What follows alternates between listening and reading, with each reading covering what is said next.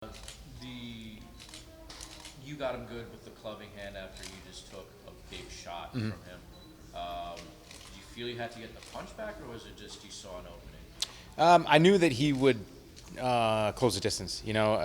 Clay's got a very particular style. He uses two different, but everybody knows him for that pressure, that movement. Just outpacing guys. And then he's got that little bit where he kind of sits back and like he was doing today, and throws some of those bigger shots. And I knew that once he landed that and wobbled me, that he would come in. So I tried to meet him with the shot as he came in, and was able to connect. And he does leave his neck open a little bit when he shoots. So once I hit him, it was right there and wrapped it up. And thoughts on Herb's stoppage? Did you feel it? Did he tap? Certainly didn't look it from our end. Yeah, I couldn't quite tell. I knew that he was hurt from the punch, and I felt his hand move a little bit, but it didn't really feel like a tap to me. So, I knew the choke was on, and if the guillotine wasn't there, my left leg was over top of his shoulder, so I was going to get the triangle. So I was just kind of anticipating his head popping out, and if it did, then I was going to transition. But yeah, I thought it was a good stoppage on Herb's part. We spoke on Wednesday, and you were telling me how you didn't enjoy the wars, although you get into them all the time. Safe to say it's a perfect night for you? Almost, except for that big right hand. Yeah, there's always one. There's always one. I was prepared for a 15-minute battle. Coming into this in great shape, and I've been in plenty of them, but I fight to do that. I train to do that. I sacrifice time away from my family so that I can do that, so that I can get a call in 6 weeks and fight again. Because those long, drawn-out 15-minute wars, they take a little bit of time to recover from, and they take some fights off your career, in my opinion. So, yeah, to go in there and do what I know I can do, it felt great. Clay Guida, Hall of Famer, tough guy to submit. You were able to, get the submission. Where would you rank this finish in this moment in your career? This is pretty high. It's the one over Camoes is still pretty high, and I think this one's right there, and it might overtake it, being that it's in Jersey. I've had a pretty crummy streak in Jersey. And nothing to do with the fans or anything like that. Just opponents and stupid things happen to me as well, and that's just the way that it goes. But it was good to kind of get back on track and get another first round finish as well. And you mentioned how you're just taking fight by fight, and kind of you don't have like long-term goals. But does a performance like this kind of change your mind and say, hey, maybe I do have a long time left in this sport? I think I do. And when I say fight by fight, I don't mean that I'm like right there. I'm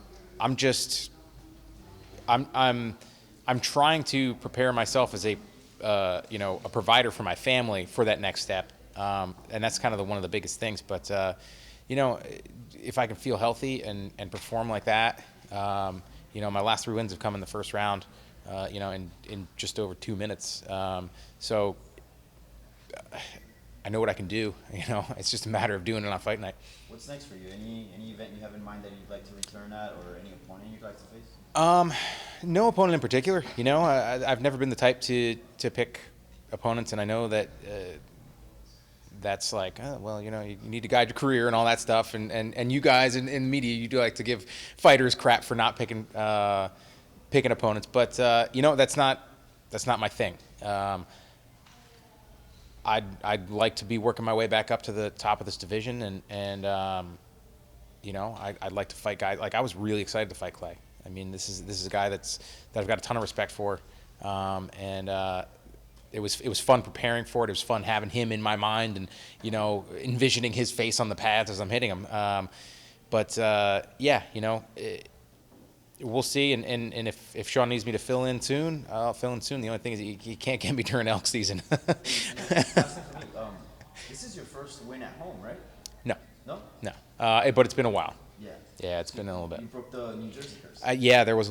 I'm not superstitious, but there was a little bit of a curse, I think. Yeah. Does that feel a little bit extra special? It's good. It's good to get the win here in front of my fans. And yeah. And it's Donald Cerrone, Damian Maia, George St. Pierre, Michael Bisping, and now you, the only fighters in UFC history with 20 wins. What does that mean to you? That's a hell of a group to be compared to. I'm not the type to obsess about some of these little records and stuff like that I've got, but that's a really cool one. The weight of it, just hearing their names is pretty awesome to be associated with that group of guys.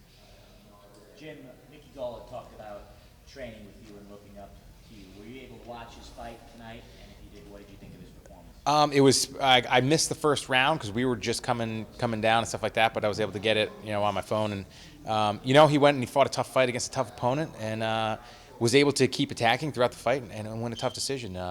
He did great. I mean, that kid's he got thrown to the wolves. Like your second fight, you're walking out into that is pretty ridiculous to think about. But at the same time, that's a kid that as a teenager was coming to sparring days with us, and I mean, mixing it up. And that was when we had a group of 6 or 7 guys fighting in the UFC, and he's right in the mix and training with everybody. So he's got the experience when it comes to the training aspect. It's those little things. It's hearing the roar of the crowd that you still.